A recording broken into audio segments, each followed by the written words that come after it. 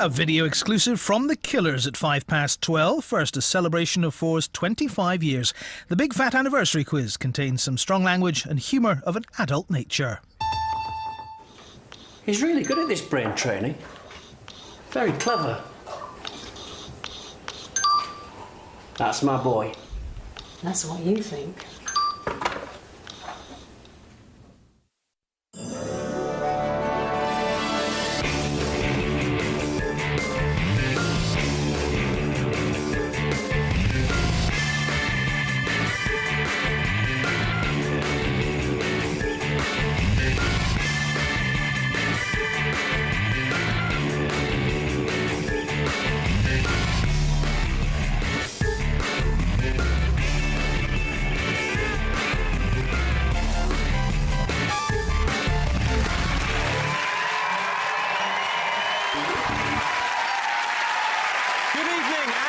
To the Big Fat Anniversary Quiz. Tonight we're looking back at 25 years of Channel 4 and celebrating some of the most groundbreaking TV of the last quarter century. Channel 4 has always been the thinking man's BBC. If the man in question was thinking, I wish there were more gays and tits on the BBC. Yes, if BBC One was your auntie and ITV was your embarrassing uncle, then Channel 4 was your foul-mouthed art student cousin who'd show you her knickers for a fag. If you want to play along at home, all you need is a piece of paper and a pen and 6 celebrities. We've got ours. Let's meet them. Team 1, from opposite ends of the bipolar spectrum, it's Alan Carr and Jack D. On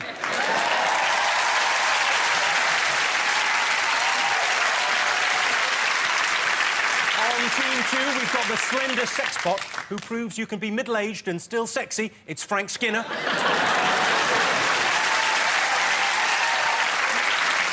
And with him, the woman every man would love to take into Dictionary Corner and give a consonant, vowel, consonant, consonant.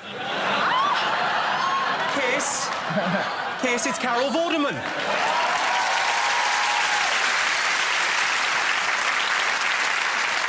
And finally, 2 crazy party animals who make Amy Winehouse and Pete Doherty look like lightweights. From the IT crowd, it's Richard Ayoade, and from everything else, it's David Mitchell.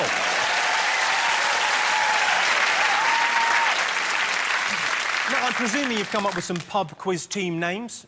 Alan, Jack, anything? Well, we thought of Cardies. Did you get it? Cardies? Yes. I quite like the Cardies. And D. Cardies. The Cardies. And then I said that to you earlier, and you sort of looked at me as if that was rubbish. Yeah. So I then said to you, well, what would you have said? And you immediately said Carjack. Which is better. Evidently better, but... you look lovely together. You look 3 drinks away from a civil partnership.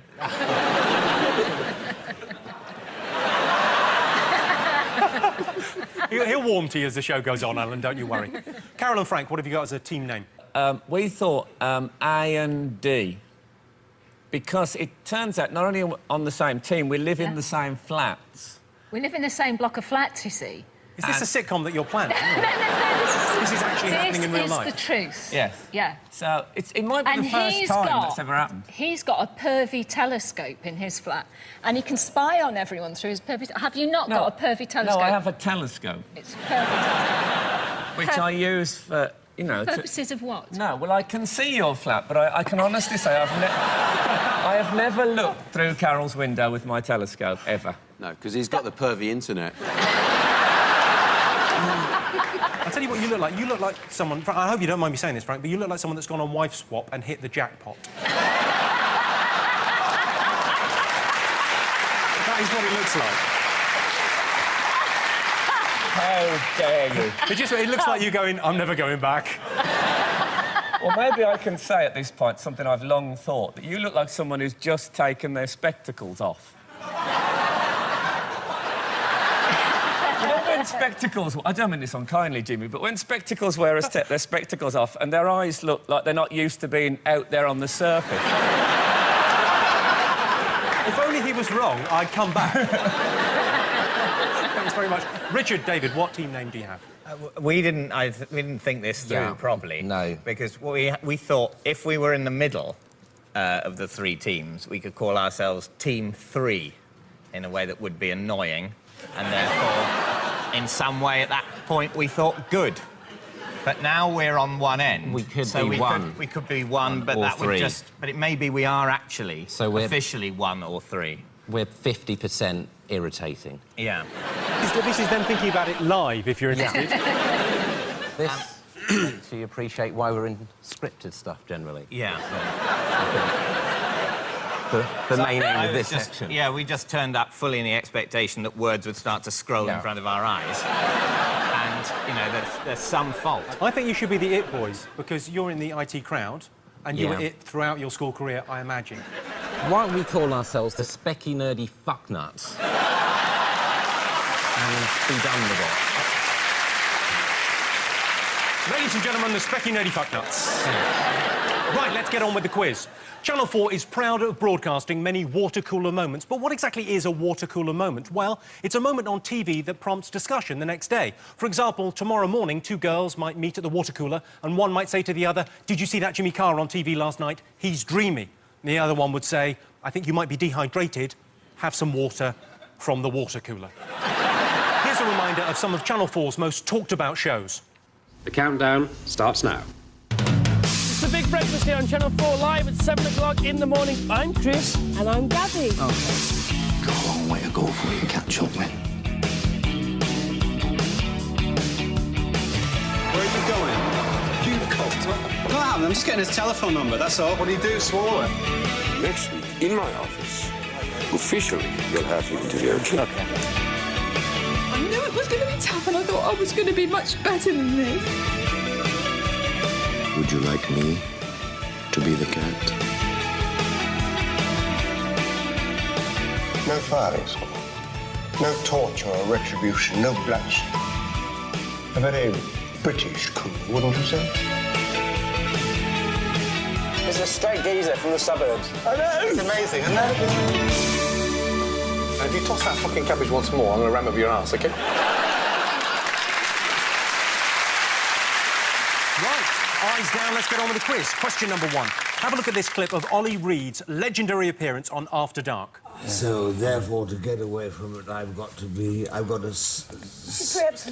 really shut away, big tits. All I've got to do... Your father had all I've got to do... What he's got is a problem with me. Yes. If we're going to cock each other up, we've got half an hour to talk about that. If that's got to get involved with sexuality or where our tits lie, that's OK. I don't want to be a chicken ass.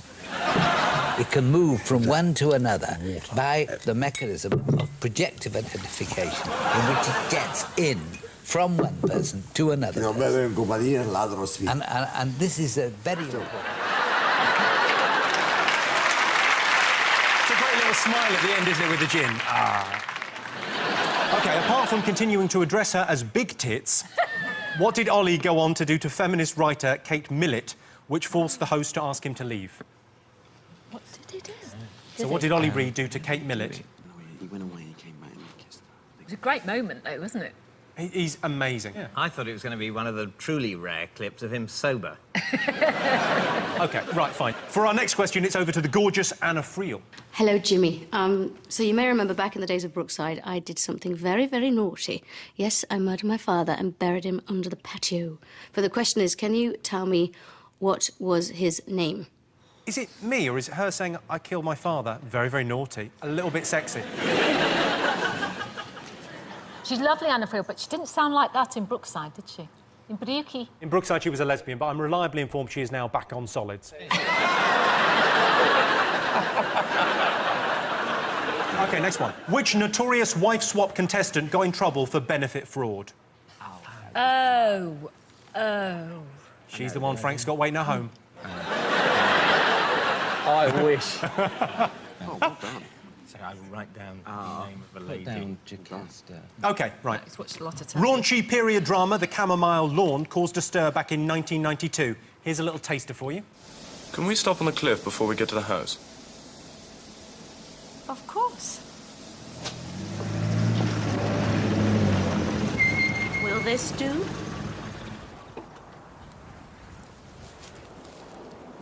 The Terror Run. Shall we do it this year? Polly says this may be our last holiday. That was before they decided that actors in general should face the camera. OK, what I want to know is, can you remember or guess what rather explicit but politely worded request our hero made next? Well, hopefully he didn't say, will you toss me off? As they were on the edge of a cliff, it could have all gone horribly wrong. You're not far off. It's very polite, but quite explicit. I think they probably do it quite OK, back in 2000, Channel 4 changed the face of reality TV with Big Brother. Can you remember who was the first housemate ever to be evicted? Oh, I know. No, it wasn't, because he was at work. Was it not who won it? Who was out first? Who was out first, yeah. Oh, sorry, love. It's like, it feels like we're at the bingo now. Sorry, love, be with you in a minute. When's the live link-up? I love that. The live link-up's good. Link up to Preston. Sorry. Brilliant. Then there's a meat raffle. Everyone's happy. Right, OK. Here's Jonathan Ross with a bonus question for you. Hi, Jimmy. Can I just start by saying how incredibly sexy you look this evening? I'd like you to take a look at this clip of me on my first television show, The Last Resort, which began on Channel 4 back in 1987. My guest here is the amazing Orshante, and I want your panel to try and work out what he did next. What is, you got any particular kind of string you like best, or any old string will do? Oh, that's a bit. But that's really hitting the spot, hasn't it, Orshante? Yeah. Is that all down there? That was good. Amazing, amazing. Look at Jonathan in that. I know, he was still in Spandau Ballet when they made it. Wow. He was young. He was young, He yes. was young. Unlike you, Carol, he's decided to sort of go with the space-time continuum and get older as he gets older, rather than you sort of turning it... But I imagine there's a portrait somewhere looking dreadful. I haven't spotted it with the telescope. All right, shall we move straight on to the answers for round one? I asked what a drunken Ollie Reed did next. What have you all got? You've got... He kissed her. Kissed her. Kissed her. Tried to kiss her. Shall we have a look? Let's have a look. The overwhelming majority of people want the death penalty. They then haver about it. I might say I don't believe in the death penalty. You're all absolutely right. He did try and kiss her, although I would have accepted trying to cure her. She looks like a castaway. I keep thinking, should have gone to Specsavers. I don't know why. She's had a rough ride with Channel 4, really, that woman, hasn't she? Because a few years ago, this drunk old bastard tried to kiss her, and now she might be dead, and we're just slagging her off. Saying she's ugly. Even though, I mean, how ugly would she have to be to stop drunk Oliver Reed trying to get off? Is the question. OK. Anna Friel asked you to name the character she killed in Brookside. What have you all got? Well, I reasoned that Jones is a very common surname, and Fred is quite a common first name, and so not knowing... It was a stab in the dark, Jimmy. Yeah. A stab in the dark is actually what killed him, ironically enough. It's not Fred Jones. Mr. Jordache, you've gone for, I'll give you that, and you've gone for Dad, Trevor... I didn't know you were going to do it line by line. The ch is on the line 3. Jordache. Jordache. Jordache. Yeah. Jordache. Yeah. Trevor Jordache. Of course you knew that. Yeah, it's true, isn't it? It's all very well you laughing at us, Jimmy. We're trying to do a quiz here. Thank I think you'll find, when we get to the next exhilarating answer, that at the end of our answer 3, there is a sh existing there. The pen doesn't go anywhere near the screen. Let's see if I'm right or not. Yeah. Right? We're not cheating. Don't accuse Alan and don't accuse me. Yeah, do you know what, Jimmy? You've been carjacked. Yeah.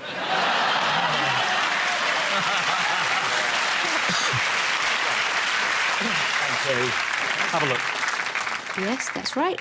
Trevor Jordache. Why didn't she say, no, not Fred Jones? You're right, Trevor. Is she listening at all?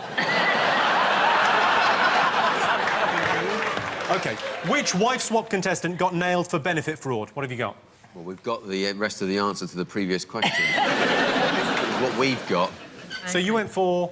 Lizzie Bardsley. Lizzie Bardsley, absolutely right. Yeah. You went with Lizzie Bardsley, absolutely right. You went with... We went with Jocasta de Villeneuve. Because we reasoned that de Villeneuve is a very, very common surname. Jocasta, very common first name. Don't let these glasses fool you. I'm very stupid. Right. Well, shall we have a look at Lizzie Bardsley in action? Mark, you're brilliant. You do everything in the house. Correction. No, he doesn't. Don't sit there flattening your eyelids at my husband, you fucking tart. Right?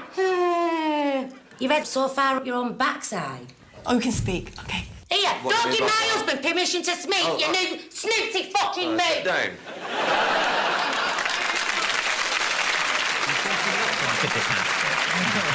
She does look like a Jocasta, you're right, yeah. I think. Why was she dressed as a Victorian? I don't know. OK, next one. What was the polite but explicit request made in the chamomile lawn? What have you got? OK, care for a fuck, not... You're not far off with that, boys. Yeah. I'm sorry, I should have put a question mark, I realise. Yeah. Otherwise, it sounds like some exhortation to sort of fuck more carefully. Or to look after fucks. Look after fucks. Maybe. All right. You've gone for what there? This was Carol's idea. Yeah, obviously. It's envelop my helmet. Is that how you say it? You don't have an E on envelope. That's envelope.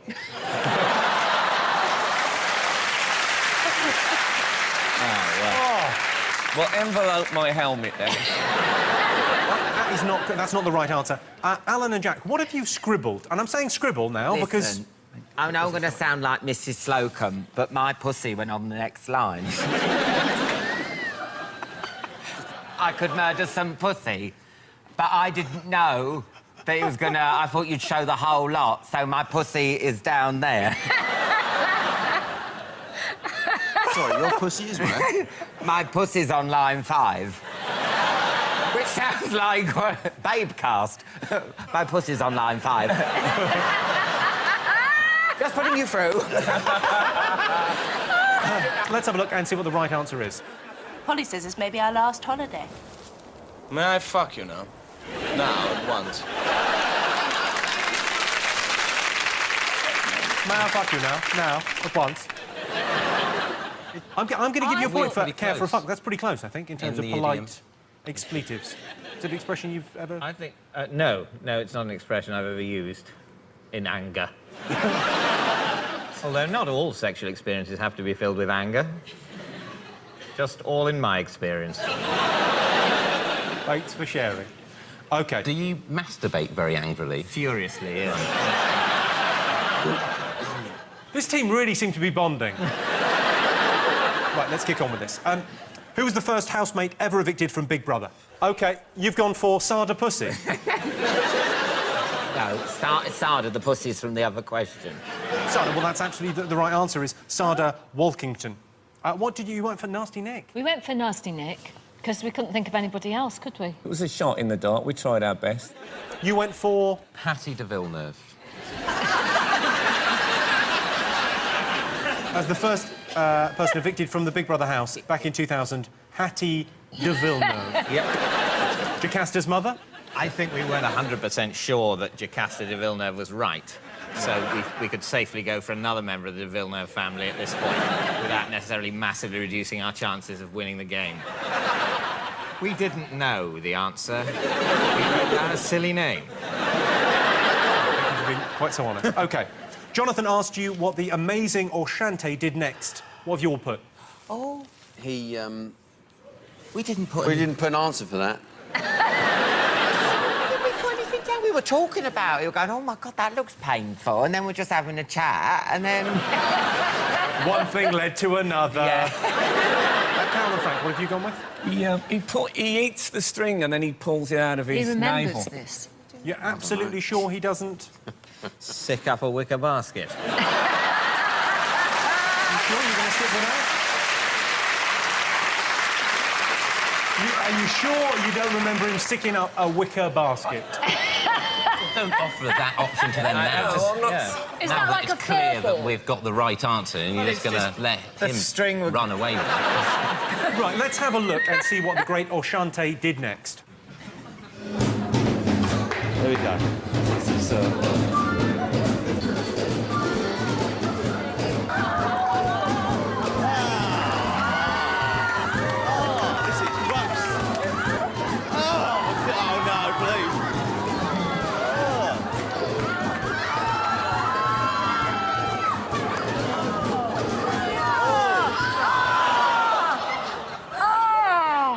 that's not tagliatelle or something. It's actually a tapeworm. I think, well, Carol and Frank, you can have a point for that. OK, let's have a look at the scores after round one. OK, Alan and Jack have 4 points. Carol and Frank have 4 points. Richard and David are lucky to have 2 points.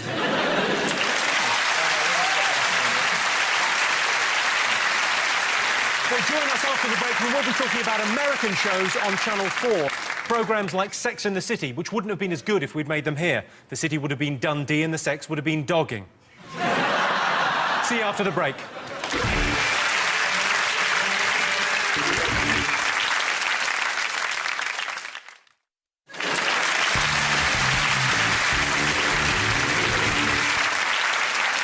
Welcome back to the Big Fat Anniversary Quiz. Channel 4 executives literally scour the globe for great TV, from the west coast of America all the way to the east coast of America. Sadly, that means we missed out on Afghanistan's top sitcom, Till Death Do Us Fulfill Our Glorious Dreams of Martyrdom. But who cares? We all love American telly. There was Friends, you know, the one about the group of funny, lovable, attractive people who hang around with David Schwimmer. The Cosby Show was an innovative and different comedy in that it didn't contain any jokes and nothing funny ever happened. Sex and the City was an incredible achievement, a programme entirely about sex that was almost impossible to masturbate to. No sex act was off limits in Sex and the City, oral, anal. I saw one episode where someone fucked a horse. Turned out it was Sarah Jessica Parker. OK, here are some questions about American TV on Channel 4. Right, I've got a picture clue for you first. Here's a sample one. Have a look at this. Wow. Obviously, that is Jimmy Carr. Couldn't be easy. So you're going to have to work one of these out. OK? Oh, OK. Oh, I see, yeah. Can you decipher these pictures to find a memorable quote from an American show? Oh, my Lord. Have you got it, Iwadi? I'm expecting great things from you. Why? Because of your high-level education. Come on. I'm going to continue to disappoint you. That's my aim. OK. Your next question comes courtesy of Quentin Tarantino. Hi, Jimmy. All you avid Channel 4 fans will remember that in 1995, I guest-directed an episode of ER called Motherhood. But can the teams tell me why a 1997 episode called Ambush was in particularly nerve-wracking for the cast and the crew? Was someone else controlling his eyes? Did you put the lines on the disco ball or something? Why was the episode so stressful for the cast and crew of ER that night? I was just about to say that. Well, we'll be that. wrong, which means we'll both be wrong. Did you ever watch ER? I love ER, but because it's so fast and the energy of it is incredible. But a word of warning: never watch ER and then follow it with an episode of Casualty, because you can't cope with that amount of slowdown. It's like taking crack and then an aspirin. So disappointing. I think ER is incredibly... because it's about a hospital. It's about a place where most of us die. If we're lucky, we'll die there rather than in a fireball. I don't want to see it until that's happening to me, really. I don't want to see it for fun in a story about other people who are dying in a way that one day I might. Can I say there used to be a joke in Birmingham? There used to be a joke in Birmingham. You've done very well out of it, Frank. I know. I've reworked it in every form. And it used to be, why has the Queen got so many children? Because she's got ER on her knickers. Right? And in Birmingham, that means ER. If you're watching in Birmingham, that's for you. I think it's interesting that in Birmingham, people think that the way sex happens is you strip someone down to their knickers and then read the instructions. No, she's offering ER. Yeah, but... Well, why would the Queen be in her pants, anyway? At that point, it's probably clear that she's up for it. Hang on. At that point, she would be somewhere in Birmingham with her pants fully exposed. The fact that there's instructions on the pants at that stage, it's not the main thing that's going to tip whoever it is who was going to have a go over the edge. Surely they would have started by saying, why is the Queen in this bar in just her pants? And someone would go, oh no, let's not do anything. Let's wait to see if there's a message. All right. Could be. In the field. She could be in a hotel in Birmingham. There could be how would they have got in? An intruder. An intruder who then will read the instructions on the pants, Frank? It's not just reading the instructions, it's reading them out loud and working out what they phonetically mean. Also, in Birmingham, presumably as everywhere else, ER is on every postbox and every policeman's head.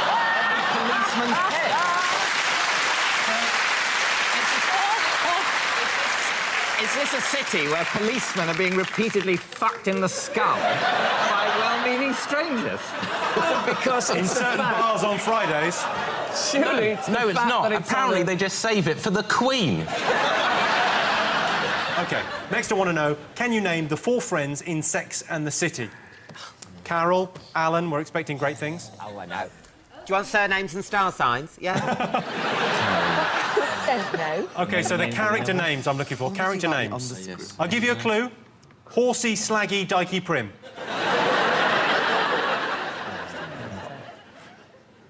Next. A little photo question. I've slightly enhanced this picture. Can you identify the classic Channel 4 show? What?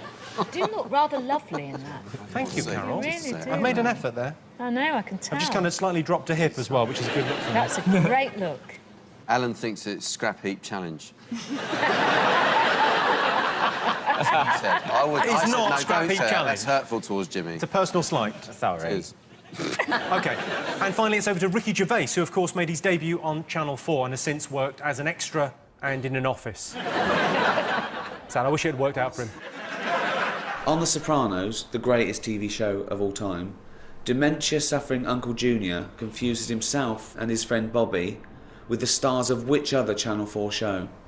I say Channel 4 show, they don't make any shows, they just buy them in. Where's the skill in that? Oh, we've got the money. Brilliant, well done. Which show? Which other show did it... I don't know, what's The Sopranos? Oh, it's going to be another American show. Sopranos is brilliant. You all got something there? OK, let's find out how you did in round 2. What memorable quote did you find in the picture? OK, what have you got, Alan and Jack? Well, this is quite simple. We are old biscuits.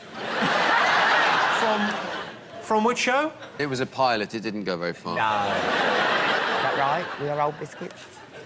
No, it isn't. Oh. Frank and Carol, what you went with? Can I just say that we've got bottles of things down here, but no glasses, and I think it's very cheapskate, frankly. On Countdown, we always have glasses. Yeah, Carol, you're on a detox. What are you doing?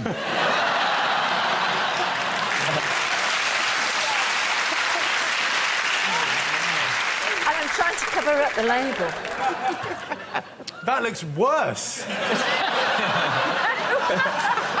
Oh, Carol, get a room. Sorry about that. What was the question? OK, what was your answer? We were on a break. OK, Richard and David, you seem to have got this right. Go on, moment of glory. Is it we're on a break off of Friends? They said. Yeah, on a break. You're close enough, I think, to get something there. We were on a break, was the correct. Oh, right. From Friends. Do you remember they were on a break? Yeah, we were on. OK. Quentin Tarantino asked you what was unusual about that episode of ER. Your answers? Went out live, it was live. OK, let's go to Quentin Tarantino for the answer. Did anyone get it? The answer is because that episode was filmed and broadcast live. OK, so you all got that? OK, what are the names of the friends in Sex and the City? What have you got, Richard and David? Carrie, Miranda, Samantha and Gwen. We blossomed out at Gwen. Gwen was a definite guess. So Carrie, close. we're pretty confident on. Sliding scale in between. Yeah. OK, Carol and Frank, you went for? Carrie, Samantha... Well, Frank went for this, because I could only remember 2 of them. Charlotte and Miranda. Get him. We've got all 4. He said, don't tell me what they are, I know what they are, like that. Well done, you. Alan, Jack? And Carrie Bradshaw's on the next line. But it is there, you will see, with question marks. Do you know what, Alan? I'm going to take your well. word for that. I think you probably got this one. Yeah, the answer was Charlotte, Carrie, Miranda, Samantha, which coincidentally is the order in which I would do them. OK, next one. I asked who was I being in this photo. What show was that? What'd you get? Cheers. Well done. Cheers. What did you go for, Carol and Frank? We went for cheers, obviously. It was a lovely And Richard and pose. David? We went for cheers or how clean is your house? All right, let's have a little look. She looks like Edwina Corrie. You all get a point for cheers. Next one. OK, Ricky Gervais asked you to name the show that confused The Sopranos' Uncle Junior. What did you think it was? What did we say? Ah, now, you see, we didn't have time to write it down. NYPD Blues, we thought. OK, incorrect. Ah. OK, Jack and Alan? Curb Your Enthusiasm. OK, and Richard and David? Curb Your Enthusiasm. OK, let's go back to Ricky for the answer. The answer is Curb Your Enthusiasm. You right? He won a competition. I don't know why he's holding up. I'm mic'd up. I walk round mic'd up. Just wanted to... But you wish you had a shave now, don't you? Don't be embarrassed. Jimmy started off like this. And it wasn't a mic he was holding, let me tell you that. Thanks very much, Ricky. You're both absolutely right. It was Curb Your Enthusiasm. OK, let's have a look at the scores. Alan and Jack have 8 points. Carol and Frank have 8 points. Richard and David catching up with 6 points. Richard, you are our youngest panellist. You were how old when Channel 4 started? 5. Do you remember anything about it? I didn't mind it. I thought it was fine. Yeah, it was all right. I approved it. I thought, yeah, go ahead. To be honest, I wasn't massively consulted on the whole process. I was kind of left out of a lot of key decisions in setting up the channel. And, I think we can see the fruits now. It's not working out for the channel or for me as a man.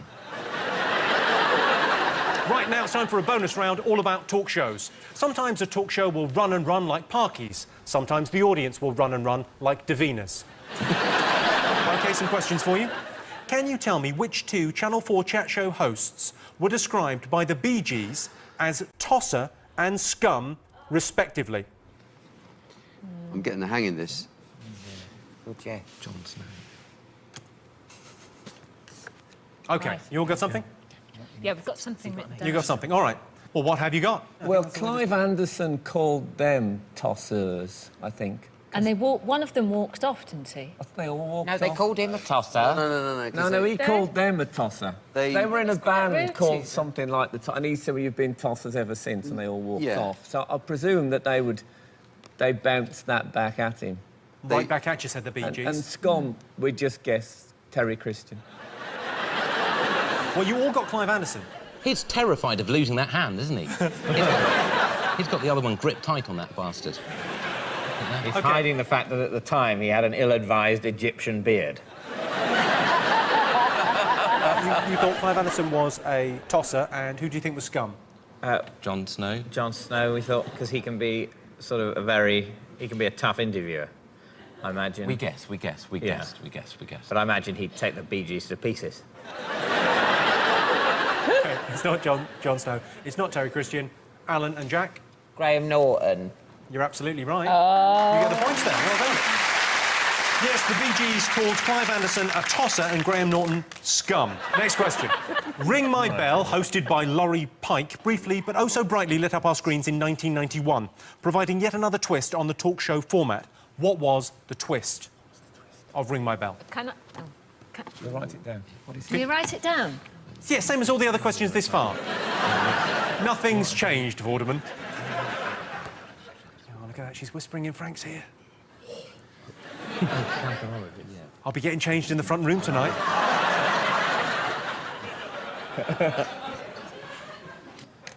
Oh, that new rug, so warm. OK, what do you think was unusual about Ring My Bell?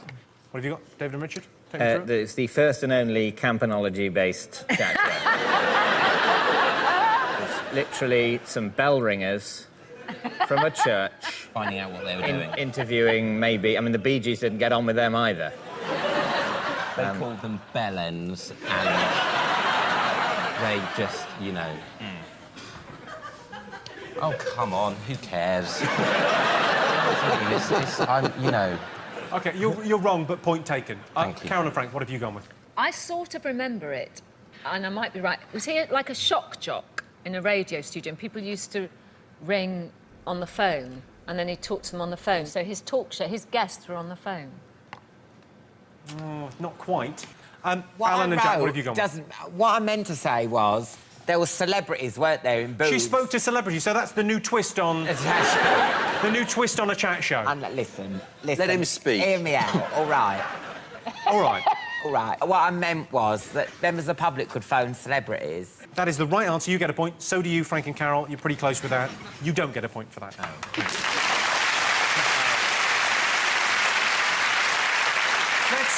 Let's have a little look from one of my favourite moments from Ring My Bell. Half a buttock and one right boob. Hey, did you show that right boob? I didn't see that one. Yes, just you got to look very quickly. You blink, you miss it. Was that in the one with the toothpaste? What? No, that was camping. Oh. Yeah. Oh, I missed that one. I'll tell you You're what. about the only person in the just as well my country that girlfriend has. didn't see that one. I thought she would have had even more of a go at me, you know. Anyway, you take care. Oh, you bet I will Oh, I do. know. God bless, Love darling. to see your tits. Bye, love. Bye, then. Bye-bye. Love to see you too. Bye. Was that Leslie Grantham who'd phoned up? OK, after the break, we'll be talking about Channel 4's contribution to youth TV. Shows like TFI Friday, which was called TFI to avoid saying unpleasant words no one wants to hear at tea time, like it's the Chris Evans show. See you after the break.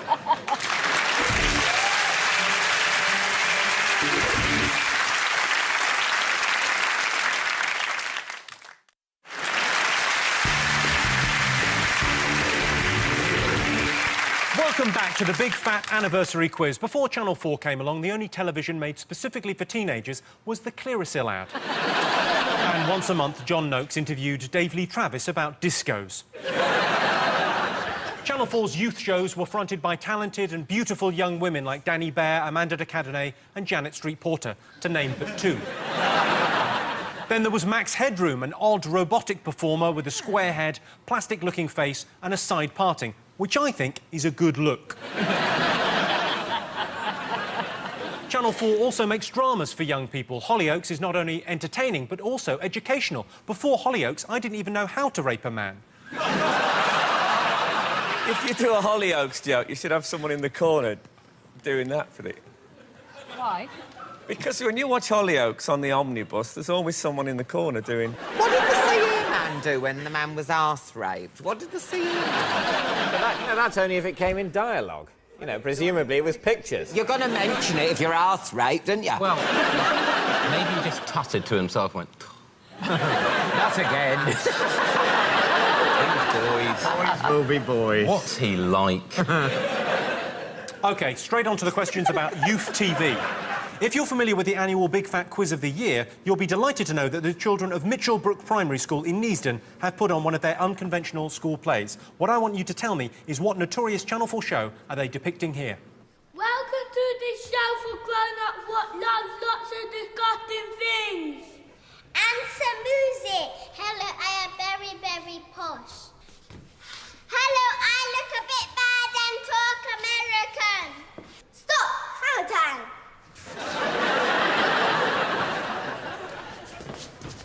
Here's a person to make fun of. I'll do anything to be in TV. I'll even kiss this old lady. Mitchell Brook Primary School there, with production values slightly higher than the original show. OK, over to Jules Holland for your next question. Hello, Jimmy. You'll remember that I was the co-presenter of the legendary pop show The Tube, and I once committed an act considered so heinous that it resulted in the programme being taken off air for 3 weeks. But what did I do? Did he swear? Is it You've got ever such good writing, haven't you? Thank you very much. Are you Catholic? I am Catholic. The Catholics write particularly well. Catholics have a certain way of doing an S. He's doing the writing, and I recognised that he was Catholic from that. You recognise he was Catholic from his Did I not? handwriting? Yeah, I am writing in Latin. OK. Following the success of the groundbreaking Network 7 with all the wobbly cameras, the same team launched its less successful follow-up, running in the summer of 1989, broadcast live, rather unwisely, from a nightclub. What was it called? So it was the follow-up to Network 7, broadcast live from a club. Oh, yeah, it might be. Yeah. Now, you see, may I say, this is youth TV in the sort of 80s and 90s, when we weren't youths, were we? Well... Jack and Frank. No. No. I think it's an unfair advantage to our friends, to Team 9, what were they called again? I think some kind of bunch of fuckwits or something. That's it. Yeah. How are you doing with Alan, Jack? Fine, we've got the answer. We're ready to go.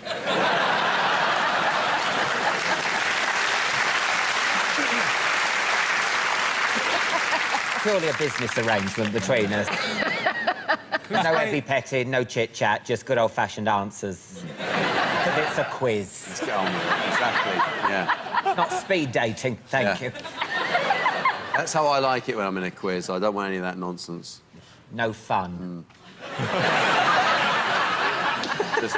I mean, it's not a quiz, it's an exam, isn't it? We should think of it as such.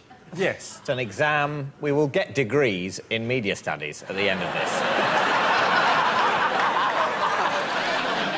OK. Channel 4 may have invented youth TV, but they certainly didn't forget the younger kids. Here's stripy TV anarchist Pob and his friend Teddy.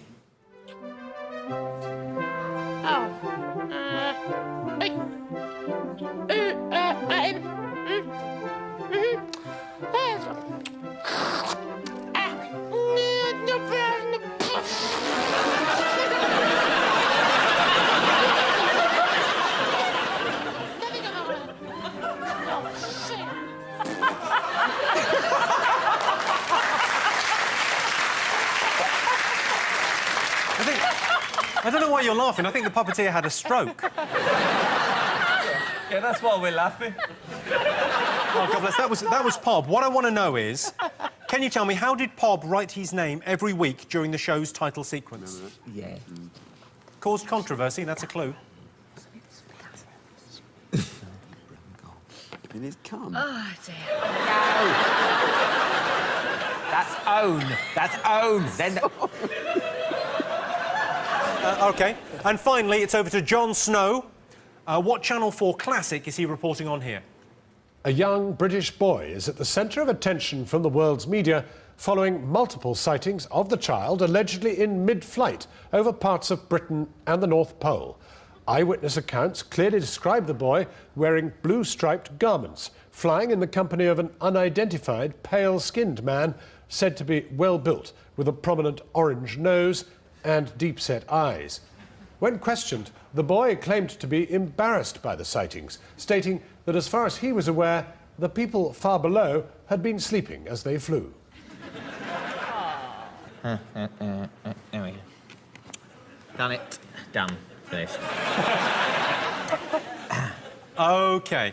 What were the children acting out? What have you got? The word. The word. The word.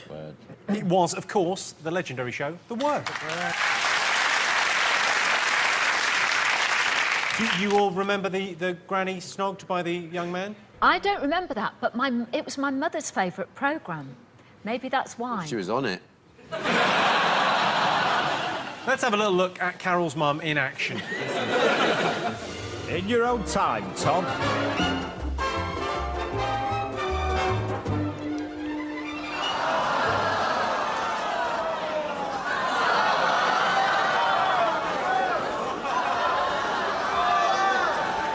I don't really think the two me anything.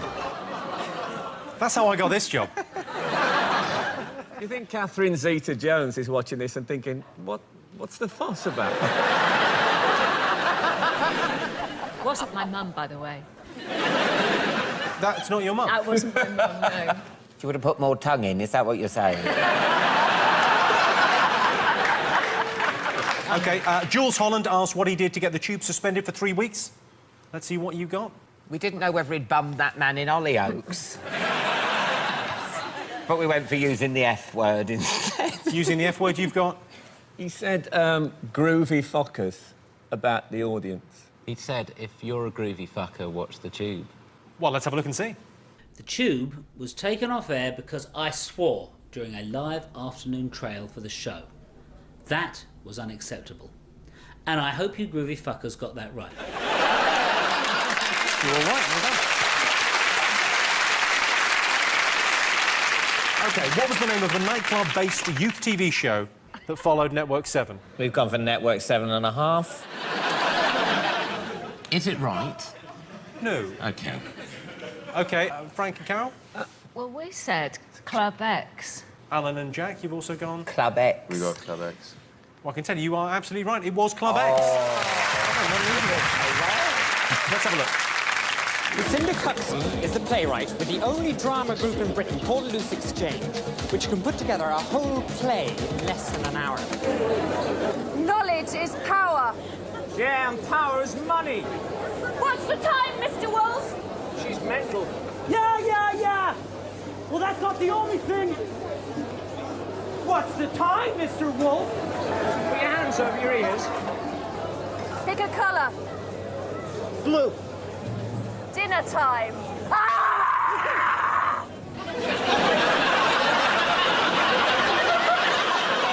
It is sometimes best to spend more time on writing a play, isn't it? Whoever said that the problem with plays is how long they take to write? You know, we've got to, by God, we've got to get these things out quicker because they're so popular. Just take your time, you know. They last forever. OK, how did Bob write his name? Your answers? What have you got, Alan? He wrote his name in his own gob. Carol and Frank, what have you got? We've got he spat on the camera. Yeah, he used to write on the camera, didn't he? And then writ with his finger. In his gob. On the lens. Yeah, what have you gone for? We went for breathed. We thought he breathed in it and then wrote his name in the condensation. Well, let's have a little look and see, shall we? Let's have a little look at Bob.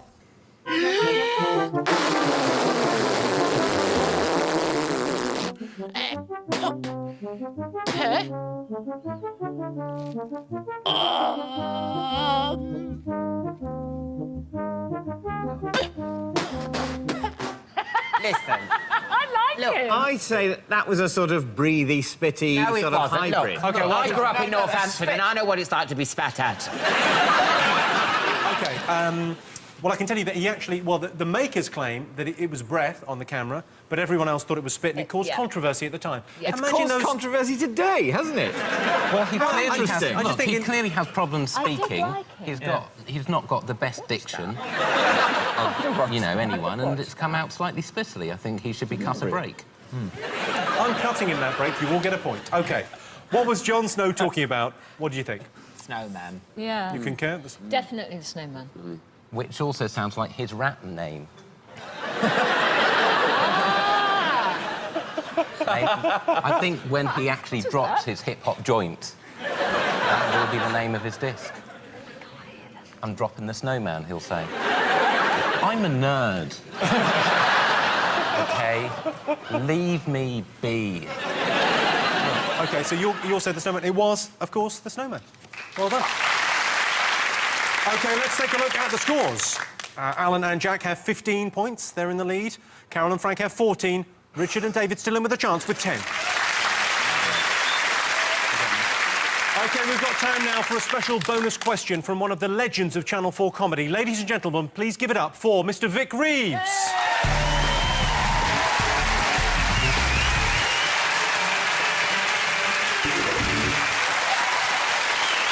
There he is.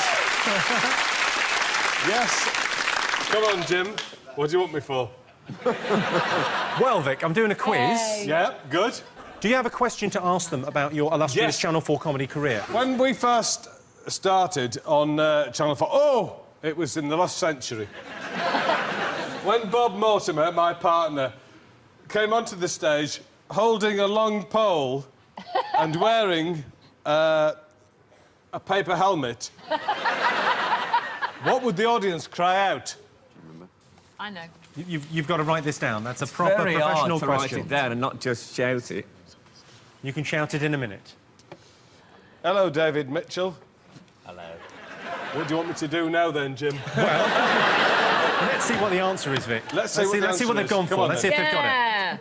And over there, it says... What's on the end of the stick, Vic? What's on the end of the... End of the stick, Vic. Give us some... What's on the end of the stick, Vic? What's on the end of the stick, Vic? I can give these two people a correct answer. That one is just too indescriptive. off it. What's on the and of the... It's obviously end. I can't help it if you're pissed. Well, on that note, ladies and gentlemen, Mr. Vic Reeves. Good night. You've all been wonderful. Thank you very much. Coming up after the break, find out how some of the biggest names in comedy owe their careers to Channel 4. David Mitchell started in Peep Show. Alan Carr burst onto our screens in the Friday Night Project. And, of course, for many years, the bubbly, loose-knickered slut Kimberly in Hollyoaks was played by Jack D. See you after the break.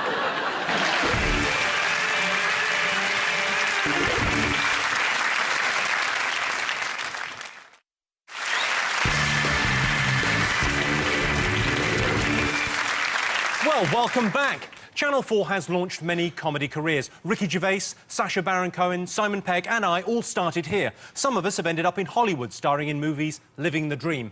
Some of us have stayed right here. You say lack of talent, I say loyalty. Friday Night Live gave Ben Elton his big break, but Channel 4 is big enough to admit it's made mistakes. And Channel 4 was the launchpad for some of our panellists tonight. The intelligent observations of David Mitchell, the high camp of Alan Carr, and, of course, the hangdog, world-weary grumpiness of Carol Vorderman. Let's take a look at some of Channel 4's funniest moments. Hello! No! I'm on a boat in Holland! Oh, wizard! I'm so dizzy, my head is spinning. Selection. Scampi, chicken kebs, garlic bread. Garlic bread? Garlic bread, that's right, Max, garlic bread. It's the future, I've tasted it. I love my break! There must be old people in the world, otherwise there would not be any graveyards. I may be blind, but I know how to play the concertina. A man is threatening...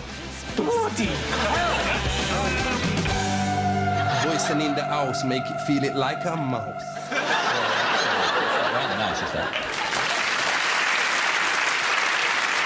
OK, here come some questions. Saturday Live and its predecessor, Friday Night Live, was the training ground for many of Britain's finest comedians and Ben Elton. Harry Enfield shot to fame with loads of money, but can you tell me what was Loads of Money's profession? Oh. So I don't think he was, yeah. David, it's worth saying that you would not consider it a profession, probably just a job. Cross out. Bishop.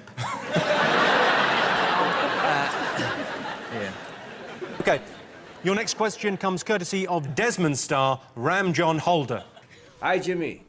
Obviously, the greatest Channel 4 sitcom of all time was Desmond's, in which I starred as pork pie. Yeah, man. But do the panel know where in the world was Desmond's barber shop? Oh, I know this. Ashby de la Zouche. Might be a double bluff, mightn't it? Yeah. The Potteries.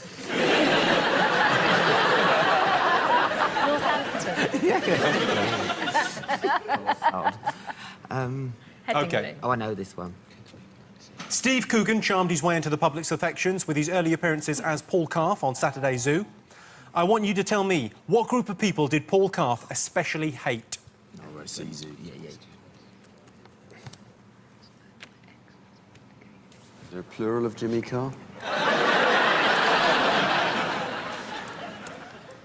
OK, another picture clue for you now. Say what you see to find a line made famous by a comedian whose career was launched by Channel 4 back in 1998. July. I think Carol may have thought of something rude. That is so easy. Can we move on now, please, to the next question? OK. The comic strip team's Five Go Mad in Dorset was the first comedy to be broadcast on Channel 4. But which core member of the comic strip team was not in it? Oh, was it? April. Oh, OK, yeah, I bet you're right. Might be, yeah. I think it's like that, isn't it? OK. I think it is, yeah. Yeah. Let's see how you all did on our comedy round. What did Loads of Money do for a living? What have you all got? Plasterer. Builder. Plasterer. Builder. Builder, plasterer. Plasterer is the right answer. No, but that is part of the building. No, it ain't. Shut up. famously, Frankie was famously, bish, bash, bosh was his catchphrase. Yeah. Does he sound Polish? He's not a builder, then? It does sound a bit... As a surname, loads of money does Loads sound of a bit money. Polish. Yeah, no, it does sound a bit Polish, yeah, sorry. Loads of money. Yeah. Well, OK. Ram John Pork Pie Holder asked you where Desmond's barbershop was located. Yeah. What did you come up with? You've gone for... Peckham. You've gone for... Peckham. Oh, interesting, both gone for Peckham, you've gone for... Switzerland. Was it a guess? We weren't 100%. Well, let's see what's right, Peckham or Switzerland. It could be a third place, couldn't it? It could be a third place, we don't know until we get the answer. Come on, Switzerland, Switzerland, Switzerland. The answer, of course, is that Desmond's barbershop was in Peckham, South London. I hope you all got it right. Oh, that was almost like a specific disapproval of us. He might as well have said, I hope some idiot didn't write down Switzerland. OK, I asked you, who did Steve Coogan's character Paul Calf dislike? What did you all put? Students. Students. Students. Well, you're all absolutely right. Let's have a look. I've been to buy a dog this week, you know. I went to his pet shop. I said, can I have something nice and cuddly? And he said, we've only got 2 pit bull terriers. I said, what do them do? He said, we've got one for 50 quid and one for 30 quid, right? But the one that's 30 quid got a bit of a problem. He attacks students. I said, I'll have the cheaper model.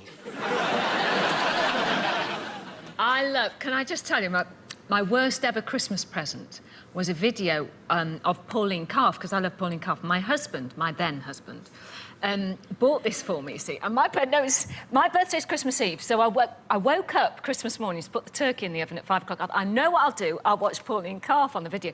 Put it in, watching it, laughing for half an hour until she got to the bit where, I tell you, I can't fucking stand that fucking Carol Barderman. I think, worst Christmas present ever. Oh, you don't mind me swearing, I was repeating. You divorced him over that? Seems a bit harsh, is all I'm saying. Can you imagine 5:30 on Christmas morning? That's awful. You, Carol. Turkey just in the oven. Terrible. And you think about that when Ben Elton watches this show. That's how he's going to feel. He's thinking, well, I wrote Blackadder, I've done all right. Maybe some of the younger comedians who host quiz shows might like some of my earlier work, even if they think the move to musical theatre wasn't the wisest. Now he's shaking his head and bringing the gun slowly up to his temple. OK. You had a say what you see clue. What have you got? Is it 'cause I's black? OK, and you've gone for Richard and David? Is it because I is black? Is it because I was black? And Carol and Frank, you probably got this as well. Quite an easy sort of word. Is it lettuce ice thing? I thought it was the name of a comedian launched. I rejected all of the things I worked out that didn't coincide with a catchphrase I'd heard. That was my technique. Process of elimination. Well, David, I will say the quiz isn't over. I wouldn't be giving away your techniques. Oh, sorry. The behind-the-scenes how this is done. I had an idea that I thought would be worth mentioning at this point.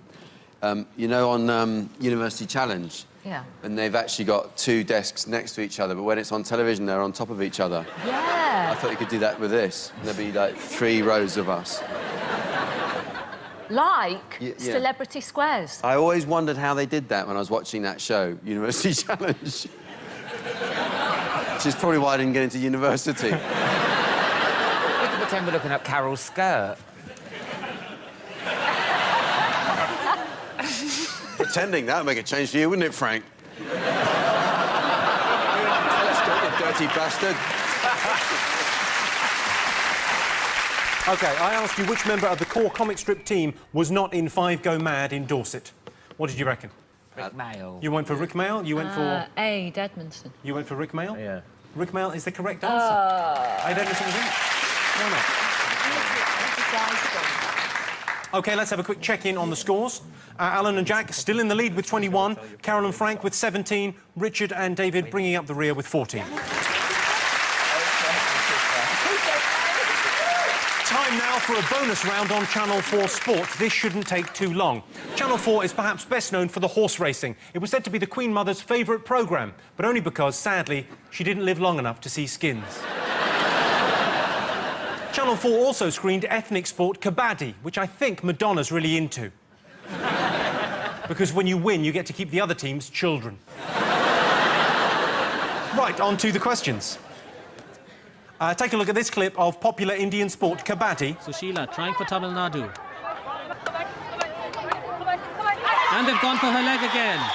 Great move by Fulmani Kisku, and West Bengal move ahead by a vital point. Number 7, Fulmani Kisku anticipates well, goes down and gets a firm grip on her leg. Come on, West Bengal. Who are you? Sorry. What I want to know is, what are the rules of kabaddi? You have to pretend there's a ball. Say that all again. Put that, yeah. See, the trouble with me, I can't take women's kabaddi seriously. It's a man's game. Sorry. Like celebrity kabaddi. Kabaddi on ice. That's brilliant. I'll give points for any key rules you get. There's a couple of basic things you've got to do in kabaddi.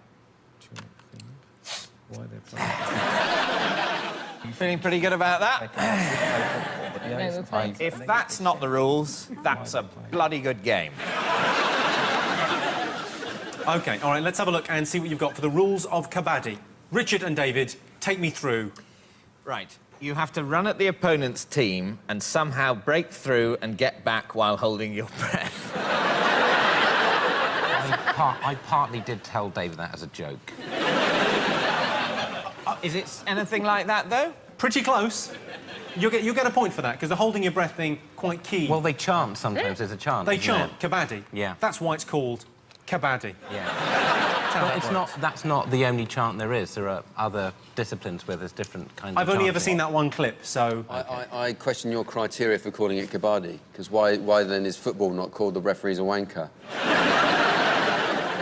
It's a good point, well made. I'll look into that for you. Carol and Frank, what have you gone with? Well, we've got shout kabaddi. Got that bit. It's kind of like tag.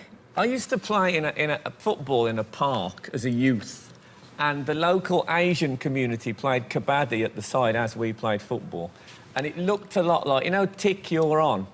Yeah. So they would stand in two halves, and then one would run into the thing, and he would try and tick one of the that team while shouting kabaddi. They all seem to shout kabaddi. That's exactly the right answer. Well done. Oh, yes.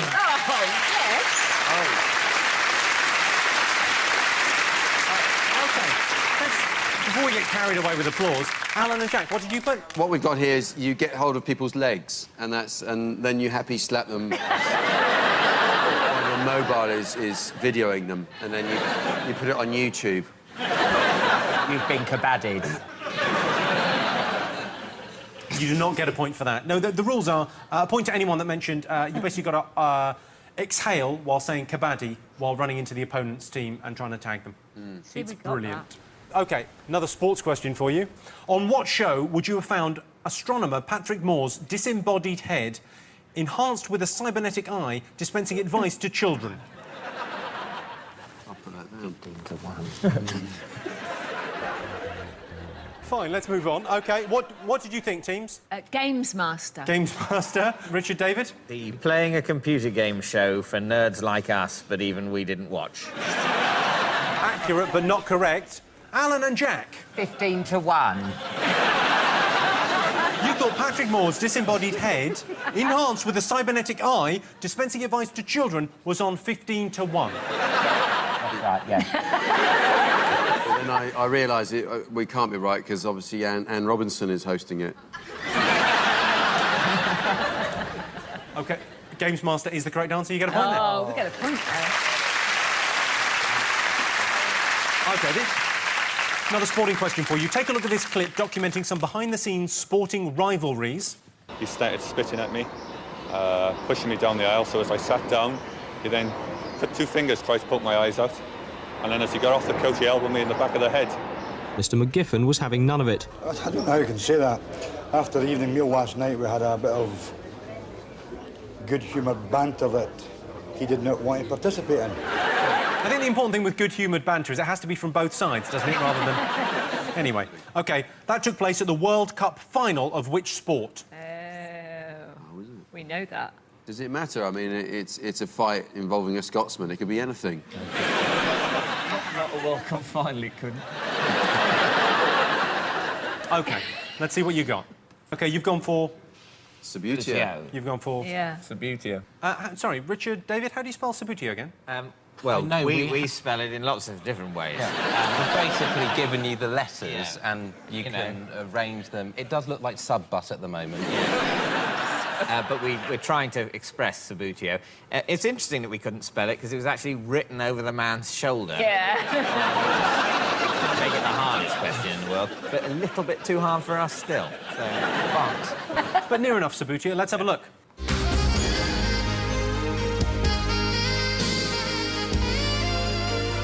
By the morning of the game, Bob McGiffin stood accused of trying to sort out his son's opponent man-to-man. No time now for McGiffin. It's all over. And that's it. Carl jubilant with victory there. Heard Carl Young shouting justice there. It's been settled in favour of the Welsh boy Carl Young. John McGiffin doesn't want to know. Join us after the break for more Big Fat Anniversary quiz. There'll be gay kissing, genital reconstruction and full frontal nudity. And we'll be showing some clips as well.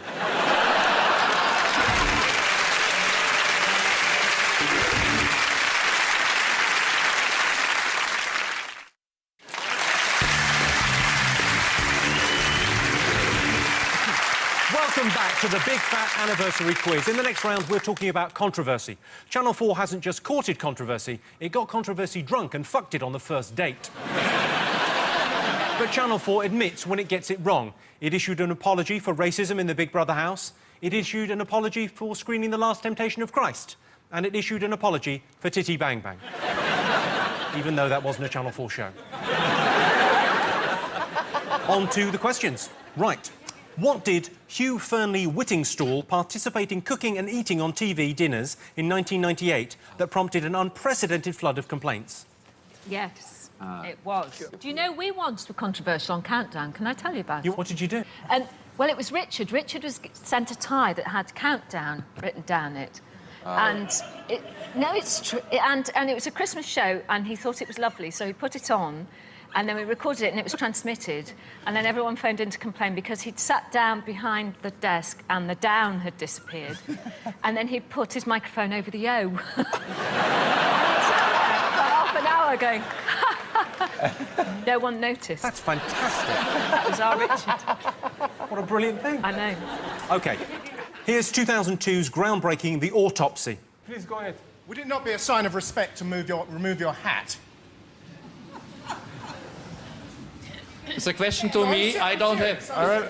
It's a question to me, or this is a question to me. I will.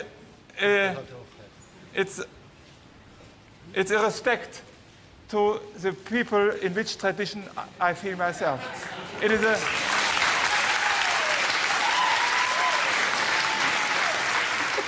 I think the amazing thing about that is someone from the audience says, you know, would it be a Margaret... Go on. And the chap without the hat said, are you talking to me? No, I'm talking to the bloke with the hat on. To be honest, with respect, I mean, if my naked cadaver was being cut open on live television by someone wearing a hat, the wearing a hat bit is the bit I would least object to. I wouldn't mind that at all. I would prefer just not to be there.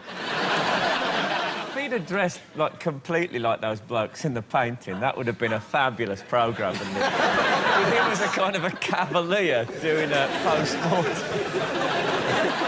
Swashbuckling his way through the corpses. With a bit of a smile to camera. He could swing in on a chandelier and cut it open.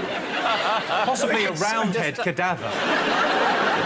Have a whole room populated by corpses who don't fight back, but sort of caught in tavern poses. And then in comes the autopsy guy. Chainsaw. He died of cancer. Heart disease. Mysterious. I'm out of here to the next corpse pub. I want you to tell me what's the connection between the autopsy and the coffee shop in Friends. What's the question on that one? Central Perk. Would you like some chocolate? Very much. Carol, your detox has gone to shit. Dead ball, chocolate buttons. You're having a fucking pot noodle next. OK, next up. Ready? What have Dr Fox, Phil Collins, Richard Blackwood and Philippa Forrester got in common? These people all appeared in a controversial Channel 4 show. I still haven't heard the question properly.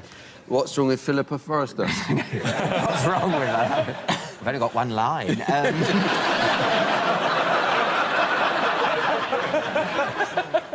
Oh.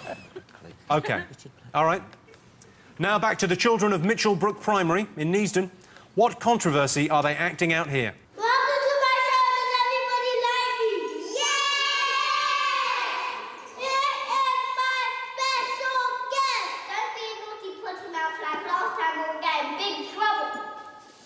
Okay, mate, sorted. You can sing your song now. Na na na na na na na na na.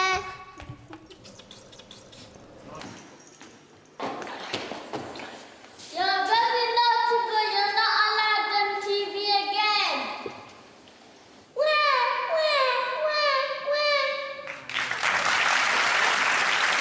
OK, so what controversy are the kids from Mitchell Brook Primary School acting out? I've written the show down now.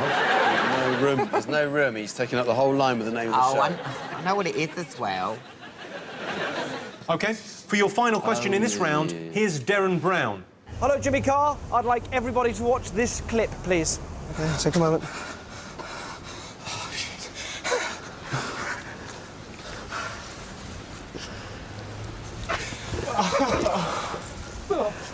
You bastard, Darren.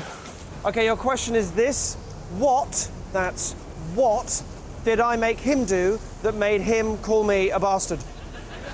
The way he said what twice there makes you think he now controls my mind. Darren Brown wasn't in Hollyoaks, was he? OK, what had happened? Well, there are so many reasons for calling him that. I went to see his live show and I really enjoyed it, which made me suspicious. Come on, Richard and David, come on. You could turn this around. There is nothing we can do to save ourselves. We're just basically writing out a list of items we need to buy. All right, how did you get on in round 5? What did Hugh Fernley-Whittingstall eat? Placenta. I like the way you say that. The way you say placenta, it sounds like a very pretty girl's name. Thank you, placenta. Placenta, come in, tea's ready. Bring your sister, Giblet. OK, so placenta you've gone for? Same thing. Richard, David, you went for? Placenta. Fine, well, the answer I was looking for was human placenta. You all got it right, well done. OK. What was the connection between the autopsy and the coffee shop in Friends? We think Gunter. Gunter, all right, you've gone for Carol and Frank? Well, I said I recognised that brick wall in the background, which was the same as in Central Perk, so it made me think that that was the similarity. was the brick wall. That was our thinking as well, yep. So weirdly, you've gone for the connection between the two shows as exposed brickwork. It's very, very trendy. Very nice. And they had it in both of the things. Fine. The answer I was looking for was, of course, the name Gunther. Yes, in Friends, Gunther runs the coffee shop, and the autopsy was, of course, masterminded by weird German anatomist Gunther von Hagens. But that is only as similar, name and name, as brickwork and brickwork. Yeah. Oh, wait there, there's a woman having a cappuccino on the front row. Alan, I've seen them have one of those in Central Perk. No, there isn't a woman having a cappuccino Which is in the why front we didn't row. write it down, Alan. Had there been, we might have added that to our excellent answer. Is that Courtney Cox? Oh, it's a corpse. It's obviously not the same show, Alan. We're not idiots. You get a point, you get no point, you get no point. Brickwork does not count as a connection. No, it's a victory for common sense. I'm getting into this now. OK, fine. I asked you what Dr Fox, Phil Collins, Richard Blackwood and Philippa Forrester had in common. What show were they all involved with? Brass Eye. You've gone for... Brass Eye. Well, you're both right, because they all made appeals in the Brass Eye paedophile special. Highly controversial show. You went for? We don't know. No, we couldn't think, could we? No, we couldn't, Alan. We hadn't really heard the question. It's not... Yeah. I'm a bit worried about how many wees are coming in. Just partners on the quiz, OK? Yeah. We're not a couple. He's grumpy. He's always like this in the morning as well. Tea and toast? Oh.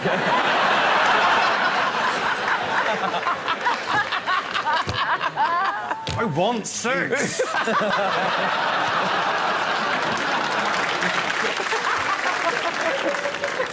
There's a sitcom definitely growing there. You can look smug, Frank, sitting there next to Carol. You're saying I don't scrub up nice? You always do this when you go out, you fight. Yeah. OK, well, you get a point for Brass Eye, Brass Eye. You don't get a point because we don't know was not the correct answer, but not my your honesty, well done. OK, what were the kids of Mitchellbrook Primary acting out? OK, what have you got, Alan? It says Sean Ryder swearing on TF5. TF5 Friday. You could not be any more right. What have you gone for? Yeah. Sean Ryder swears on TF5 Friday. The right answer. And TF5 Friday? Sean Ryder, he swore. Worded differently, but just as correct. Yeah. Thank you. He's still banned from live TV today. It's in the Channel 4 rule book. They haven't got that many rules, but one of them is Sean Ryder cannot appear live. I don't believe that. Genuinely. I used to work in the cloakroom at TFI Friday. Did you? Yeah. Did you really? What did you do there? Well, usually. It was quite interesting, actually. People would come in and they'd perhaps not want to take their coat or bag into the studio. And what I'd do is there were coat hangers with a ticket attached, and I'd literally take the ticket, tear it in half, it was like raffle tickets, and give them the number, which would then correspond to their coat on the hanger that they could then get back when they came out again. That's good. I think the best job I've ever had.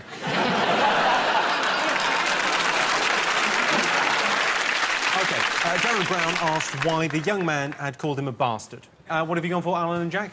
Well, it makes him rob a bank, isn't it? Isn't that Heist? Is that what happens? OK, well, we'll see in a second. What have you gone for? He holds up a security guard in the street. What have you gone for, Richard and David? We think that he made him come in his pants.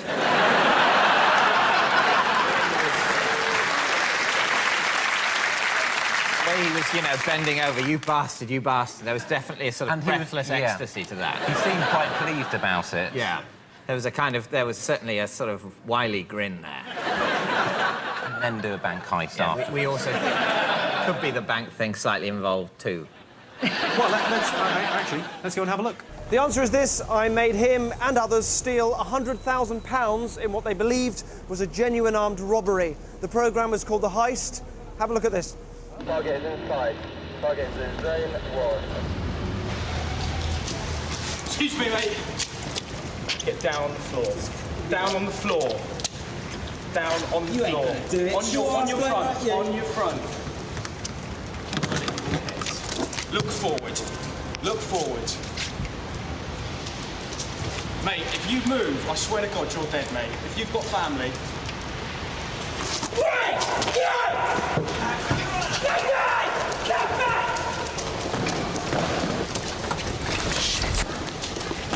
Danny. Just a...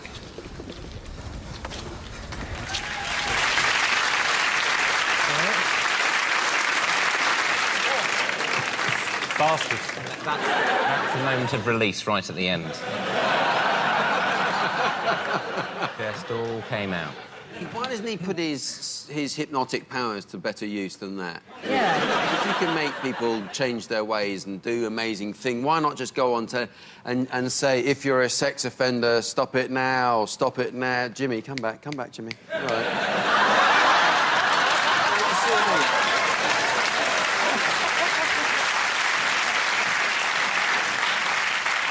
Seems like a waste of Weird. I talent. feel like it's like a weight off my shoulders. What happened there? So let's have a quick check-in with the scores. OK, Alan Carr and Jack D are in the lead with 26. Carol Vorderman and Frank Skin have got 24, only two behind. Richard Iowadi, David Mitchell, 20. You could still do it if they die.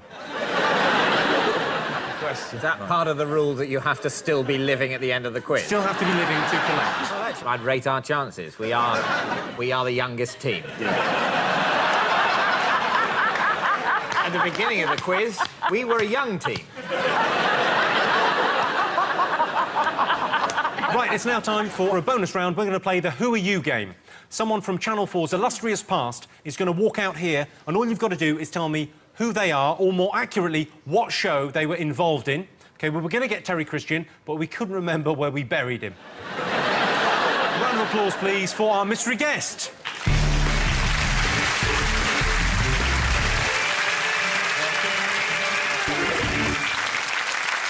Teams, you're allowed to ask our mystery guest some questions. Just yes or no questions. Do you want me to keep Frank away from you? No. What, was it a music show? Hmm? You're allowed to say yes if it's yes. Yes, I had to think about it, yes. Was it in the last 10 years? No. Are you wearing calipers? Don't mind him. They're lovely boots. He shops at Primark. Were you part of a band? Yes. Oh. Was the name of the band in the title of the programme? No. Hang on. I'm pretty sure it's yes. Is it? Yeah, it is yes. Do you remember you did this thing? Yes. You were in it. You should know all these basics, but don't worry. I'm here to cover for you. Yes, the name of the band was in the title of the show. Did you sing in the show? Yes. Did you? I think you've asked enough questions. Oh, well. I think you've got to write down your answers. Yeah. Right. It's funny, anyway. Have you all got an answer? Yeah, have you got we've a got... Oh, we You've are got an so answer? there. You've got an answer? We know the answer. OK, let's see your answers. OK, you've gone for what there? Sorry, Alan? What'd you go for? Oh, you've actually gone for the successful show We Don't Know the Fraggles.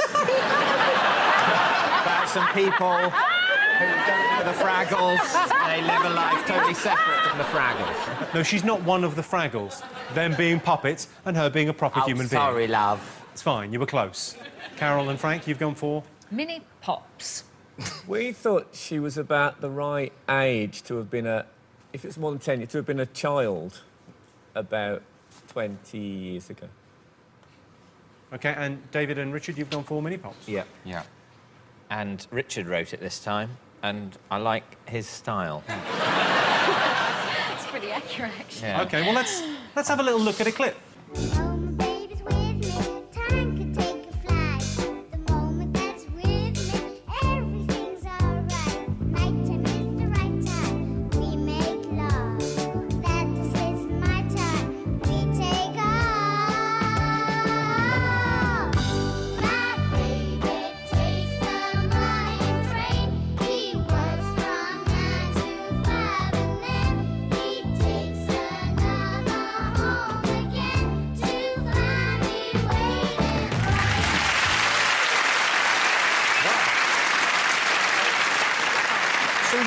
You were actually in the Mini Pop. How old were you there when you filmed that? I was 5 years old when I filmed that, yeah. It was just fun. It was aimed for kids. It was done by kids. I was the youngest of the group. And it ran for 8 years, so we had tremendous success and all over the world, actually. We made 9 albums, sold millions, so lots of fun. Do you still sell records now? Are they still available? Can you still get Mini Pop stuff? I've seen them on eBay, actually. Don't go out and buy them, or you'll be on some sort of register. That's extraordinary, because it's got kind of a negative connotation now, because people think, well, it looks a bit wrong, looking back on it. But I imagine at the time it was fantastic for you, wasn't it? It was great fun. What an experience. I was Sheena Easton. Ladies and gentlemen, Joanna Fisher from the Mini Pops. Thank you so much for coming in.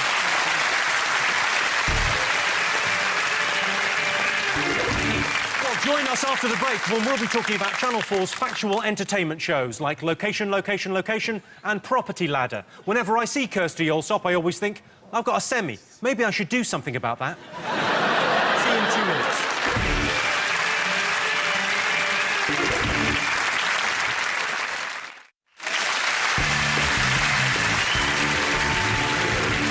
Welcome back to to the Big Fat Anniversary Quiz.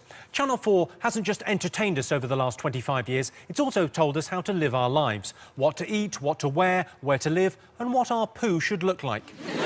You are what you eat begged the question, what has Gillian McKeith eaten? The witch from Rent-A-Ghost? Location, location, location, property ladder, grand designs. Yes, Channel 4 has helped us all buy better houses. Well, certainly, it's helped me. And we had 10 Years Younger, a great show, and also Chris Langham's favourite Google search. Now, before we get on to the final questions, Carol, you've made some factual entertainment shows for Channel 4. I've made some factual shows, yes. Do you remember any of them specifically? I made a lot of schools programmes and educational programmes. You made one in 1987 that is my favourite show ever on Channel 4. Let's have a little look. Is it wise to spend so much time sitting in front of a screen? Brian Pearce, a research fellow at Loughborough University of Technology, is a consultant on ergonomics, health and safety issues. So if your brother-in-law was going to buy a computer, what sort of advice would you give him on this issue?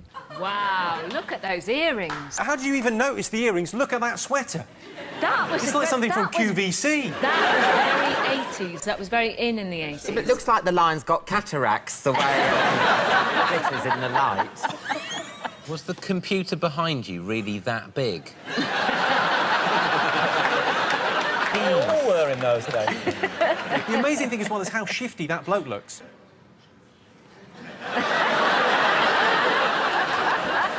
Called Tarantino eyes. OK, right, on with the questions. Take a look at this picture from 1985's extraordinary show, All Stitched Up. On the left is one of the show's hosts, who I believe bought her clothes from Carol Vorderman in the 80s. Charmian Watkins is her name. I want you to guess what she specialises in advising viewers on. Clown skills. You've got to write these down. Yeah. Oh. Do you know what she does? What was it called? OK, over to Super Nanny Jo Frost for your next question. As you probably know, I have a tried and tested technique for dealing with unacceptable behaviour called the naughty step. If Jimmy was to misbehave himself tonight, I would recommend putting him on the naughty step for exactly 35 minutes. Can you tell me why? So why would I be on the naughty step for 35 years? She said minutes. Minutes? 35. I'm a very naughty boy. Oh, was there a clue in that mistake just then? Slightly, yes. OK, on Jamie's Kitchen, Jamie Oliver not only taught us how to cook, but also set up a not-for-profit restaurant run by disadvantaged youths. What was it called? Little Chef. I don't know if... What was that? It was not Little Chef. That would have been a great name for the show. I don't know if it was meant to be not-for-profit or it was just a bit shit. But what was the restaurant called? Right, OK, next up. Which popular broadcaster and DJ du jour did Channel 4 choose to front First AIDS? It's 1987, evening of programmes to raise awareness of the AIDS crisis. Fine. I'm going to play you a sound clip from a very helpful 1988 series called Easy Does It. I want you to guess what host Pat Rowlandson is telling viewers how to do. Move forward gently, and remembering that we've got a bad hip, it does have to be gentle. All right. 1 foot in front of the other, not too close, and then bend slightly forward. Are you ready to push with your hands? Keep your head up. How do you spell river dance?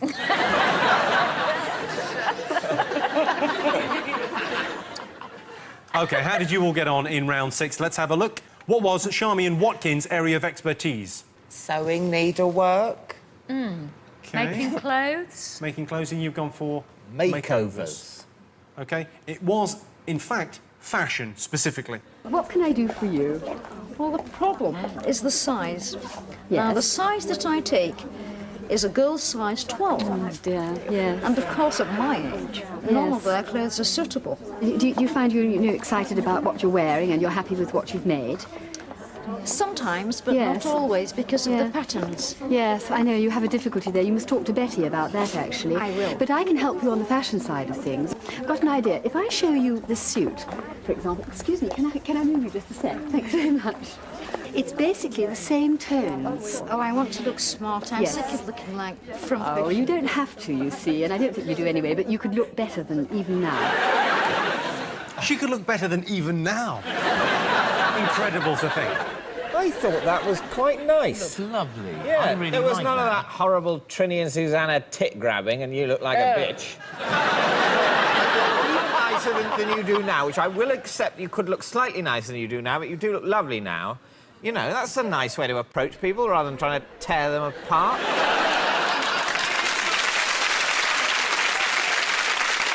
Right, did anyone get that? No, no one got that. Oh, right, next one. Super Nanny Jo Frost asked why she would put me on the naughty step for 35 minutes. What did you get? A minute for every year. Minute per year. David and Richard? 1 minute for every year. You're alive. What did you get? A step for every year. Every year doesn't really cover it. Oh, sorry.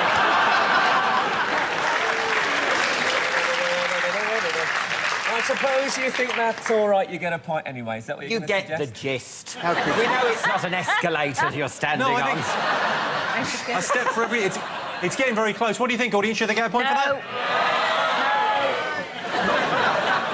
I will let the scorers decide. Scorers? If you put a child... No, you don't get a point for that. Scorers, as if there's someone seriously out there. Touch my ear, I'm no, the we've scorer. conferred. No, there's no point for that. No point for step instead of minute. No, no, no, no. OK, next one. What is Jamie Oliver's not-for-profit restaurant called? Your answers. It's a number answer. 15. OK, you've gone for 15. Looks like is, but you've gone for 15. That's fine. That's a correct answer. You've gone for... 15. 15. You've gone for... Pucker Asbo dinners. I started with just Asbo dinners, and then Richard suggested we make it Pucker Asbo dinners. Also, I wanted to change it into Dinaz with an AZ, but we were worried about clarity at that stage.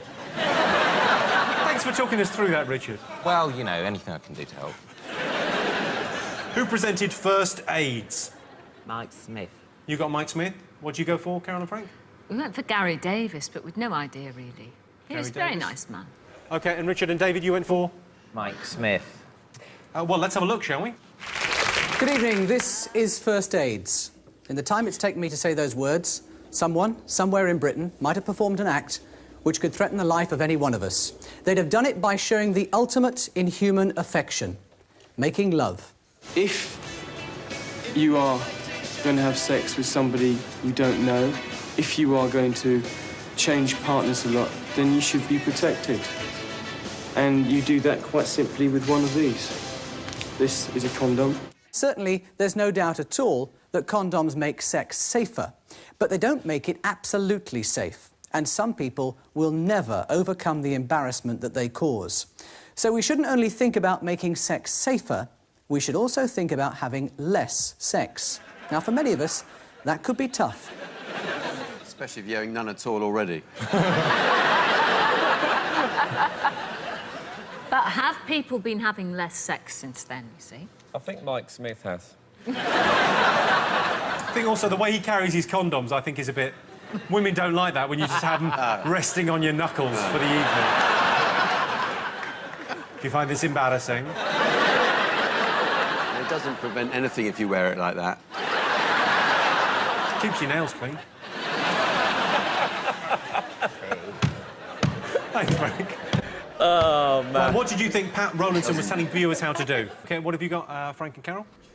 Well, I thought it was keep fit for the elderly. OK, Alan and Jack, what did you go with? We didn't even stretch to exercise, we just put getting up. We didn't want to push them into any, like, you know, aerobics just yet. Let's not run before we can get up. Richard and David, can you take me through your answer, please? We think she's telling old people how to jump off a building.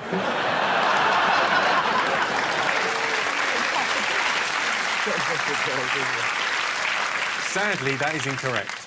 Let's have a look.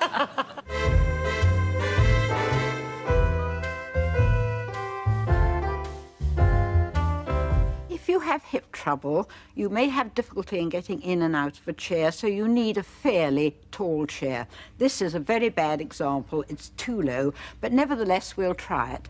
Now, to get out of that chair, get to the edge of it. So you move forward gently, and remembering that we've got a bad hip, it does have to be gentle. All right. 1 foot in front of the other, not too close, and then bend slightly forward. Are you ready to push with your hands? Keep your head up. And you're there. Can we show that to Vic Reeves?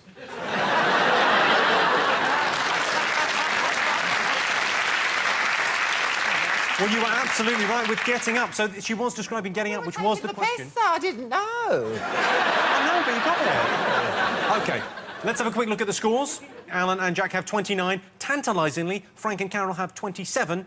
And the also-rans, as I like to think of them, Richard and David have 23. It's time now for a bonus round on Channel 4 quizzes, where I'll be asking questions about TV game shows on a quiz show. I have to be careful here, or we'll reverse time. Who remembers the dark days before 1982, when students, OAPs and the housebound had to make up their own word and number games? Countdown was, of course, the first show ever seen on Channel 4 and has become the gold standard of TV quizzes. It's the most talked-about show in Channel 4 history, although a lot of that talk is people saying, what else is on? Right, the questions. Here's another of our beautifully enhanced photo clues. What show is this? Is that you again? Yeah, oh yeah. Haven't you got big shoulders? I have got big shoulders, thanks. Yeah, I'm very manly. OK, have you all got something? OK, what have you gone for, Alan and Jack? Treasure Hunt. OK, Carol and Frank? Treasure Hunt. Treasure Hunt. Richard and David? Treasure Hunt with George Bush's daughter. We think that your face on that lady does look a lot looks like George Bush's daughter. Yeah. We just added. That's just an observation, just for fun. OK, well, let's have a look and see who it was. I think I look better, but that is Annika Rice on Treasure Hunt. Well done, you all get a point. OK, penultimate question of the evening. On a popular gambling-themed show, what did one regular do to Bill Murray for 89 seconds, to Chris Tarrant for 222 seconds, and to Donna Eyre for a record-breaking 290 seconds? I don't know. No idea. What's his name? OK, let's have a look and see what you put. OK, you've gone for... Shaking hands. OK, you've gone for... Shaking hands. You've gone for... Shake their hands. Yes, it was Mr. Shaky Hands Man from Banzai. OK, final question of the evening. Let's remind ourselves of the brilliant Crystal Maze. Drop the crystal into the water and you've lost the game. Go, Murray! Oh, yes, he's playing the ball. That's pretty good. Oh, that's pretty good. Come on, get back up, go. You're doing well. Climb up onto the pole. Oh, dear. 8, 7, 6, 5, 4, 3, 2. Oh, dear. 1, 0. I'm sorry. No, I'm sorry. I know. She was in the water more than she was out of the door. OK, what I want to know, and it's pretty close between you two, and we'd love you to join in too. What I want you to do is name the zones on the Crystal Maze. Right. You get a point for each zone, OK? That was Richard O'Brien, was it, on that Crystal Maze, is it? That was Richard O'Brien, yeah. Who's since gone on to design the cells at Guantanamo Bay, I believe. OK, you all got your answers? Let's have a look. Let's go to Richard and David first. What have you got for the 4 zones?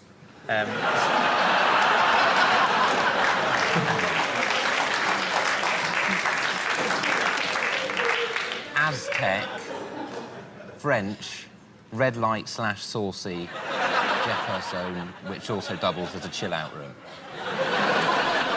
Well, one of them is right. Is it the Jeff Hurst zone chill-out? No, but Aztec is correct. You get a point for that. Well done. I said Aztec. OK. Frank and Carol, what did you go with? We had Aztec zone. We had Jungle Zone, the Ozone. Twilight Zone, Smoke-Free, the Quarter Zone. And the Chromosome. Good science back there, chromosome. Alan Carr, Jack D, what did you go for? Aztec, futuristic, because I used to love Aztec, futuristic, industrial and Matalan. Well, you could have had industrial, medieval, futuristic, Aztec, or ocean, which was added later. Means you got 3 points there.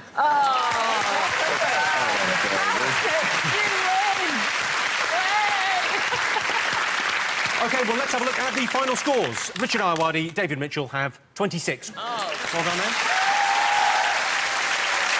Frank Skinner and Carol Vorderman have 30 points. Well done to you. So in second.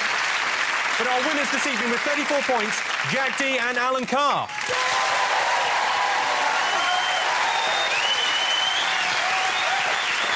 And you know what that means. You've got 34 points. That means you've got 34 seconds in the Crystal Dome. Bring out the dome.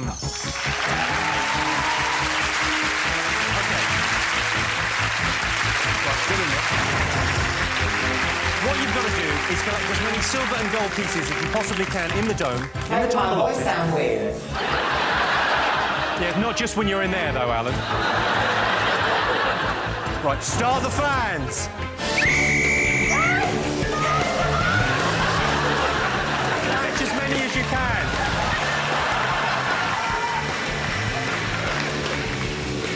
Well, thanks to Alan and Jack, Frank and Carol, and Richard and David. Thanks to all our special guests and to all of you for watching at home. That was the Big Fat Anniversary Quiz. We'll be back in 25 years. See you then. Good night. You want all of those? OK, Alan and Jack, you've got about 40 gold pieces and 37 silver pieces. That means you owe me £12.50.